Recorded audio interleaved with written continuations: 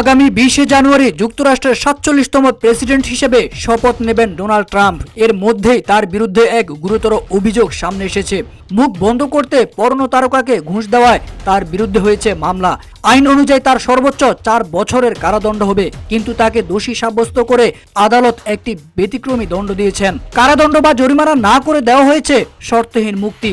10 জানুয়ারি new ইয়র্কের supreme court এই ঐতিহাসিক রায় দেন। বিশেষজ্ঞদের মতে ট্রাম্পকে দেওয়া এই দণ্ড যুক্তরাষ্ট্রের বিচারিক ইতিহাসে বিরল। এটি নিউ ইয়র্কের বিচার ব্যবস্থায় বড় ধরনের ধাক্কা। আদালত এমন একটি গুরুত্বপূর্ণ পরিস্থিতির মুখোমুখি হয়েছে যেখানে দেশের সর্বোচ্চ পদে থাকা ব্যক্তির উপর আইনগতভাবে হস্তক্ষেপ না করেই দেওয়া হয়েছে শর্তহীন শাস্তি। রায়ের সময় ট্রাম্প ভার্চুয়াল মাধ্যমে আদালতে যুক্ত ছিলেন। মামলার অভিযোগে বলা হয় ট্রাম্পের সঙ্গে সাবেক পর্ন তারকা স্টর্মি ড্যানিয়েলস এর যৌন সম্পর্ক ছিল।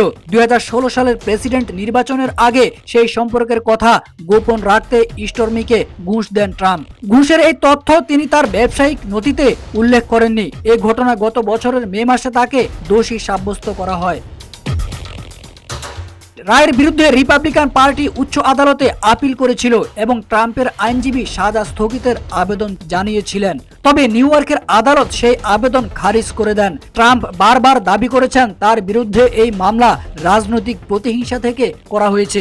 রায়ের দিন ম্যানহাটন আদালতের বাইরে ট্রাম্পের সমর্থকরা ও বিরোধীরা জড়ো হন। সমর্থকরা ট্রাম্পের নামে ব্যানার নিয়ে অবস্থান করেন, আর বিরোধীদের হাতে ছিল ট্রাম্প দোষী লেখা প্ল্যাকার্ড। এদিকে গত 6 জানুয়ারি ট্রাম্পকে প্রেসিডেন্ট হিসেবে আনুষ্ঠানিক স্বীকৃতি দেওয়া হয়েছে। ঠিক 4 বছর আগে একই দিনে 2020 সালের নির্বাচনের পর ট্রাম্পের আহ্বানে মার্কিন কংগ্রেস ভবন ক্যাপিটল হিলে হামলা চালায় তার সমর্থকরা।